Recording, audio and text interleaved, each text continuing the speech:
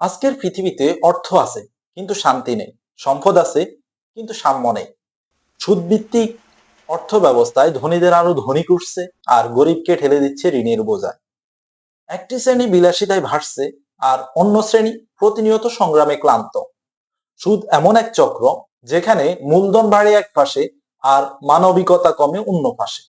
আল কোরআনে আল্লাহ তাআলা সুদভিত্তিক লেনদেনের বিরুদ্ধে অত্যন্ত কঠোর সতর্কবার্তা দিয়েছেন।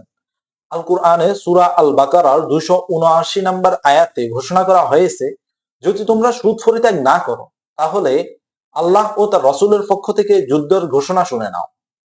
ভাবুন, কোন গুনাহের জন্য আল্লাহ তাআলা কি যুদ্ধের ঘোষণা দিয়েছেন? সুদ এমনই একটি অর্থ ব্যবস্থা যা সমাজকে ভিতর থেকে ধ্বংস করে দেয়। কিন্তু ইসলাম দিয়েছে এক অনন্য সমাধান, যাকাত। যাকাত শুধু একটি দান নয়, এটি একটি সম্পূর্ণ আর্থিক ব্যবস্থা যেখানে সম্পদ থেমে থাকে না, বরং প্রবাহিত হয়। যাকাত সমাজের সৃষ্টি করে ভারসাম্য, হতদরিদ্র মানুষ পায় নতুন সম্ভাবনা, অসহায় পরিবার পায় স্বাবলম্বী হওয়ার সুযোগ। এটি প্রকৃত সম্পদ পরিশুদ্ধির পথ। আল কুরআনে অসংখ্যবার সালাতের সাথে জাকাতের কথা এসেছে। সহিহ বুখারী ও মুসলিমে রাসূল সাল্লাল্লাহু আলাইহি ওয়াসাল্লাম জাকাতকে ইসলামের মৌলিক স্তম্ভ হিসেবে ঘোষণা করেছেন। রাসূল সাল্লাল্লাহু আলাইহি ওয়াসাল্লাম বলেছেন, ইসলাম 5টি স্তম্ভের উপর প্রতিষ্ঠিত, যেখানে সালাতের পরেই জাকাতের স্থান।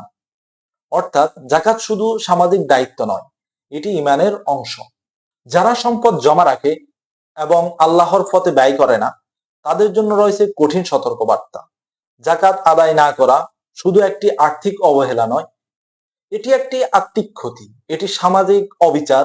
যেখানে জাকাত বন্ধ হয় সেখানে বাড়ে বৈষম্য, বাড়ে হাহাকার, বাড়ে অন্যায়। আন্নাই ফাউন্ডেশন বিশ্বাস করে দান নয়, স্বাবলম্বীকরণই স্থায়ী সমাধান। আপনার জাকাত ও অনুদানের মাধ্যমে আমরা অসহায় মানুষের হাতে তুলে দিতে চাই জীবিকার উপকরণ, যেমন সেলাই মেশিন, রিক্সা অথবা ছোট ব্যবসা সামগ্রী। একজন ভিক্ষুককে একদিন খাবার দিলে সে একদিন বাঁচবে, আর তাকে স্বাবলম্বী করে তুললে সে সারা জীবন বাঁচবে।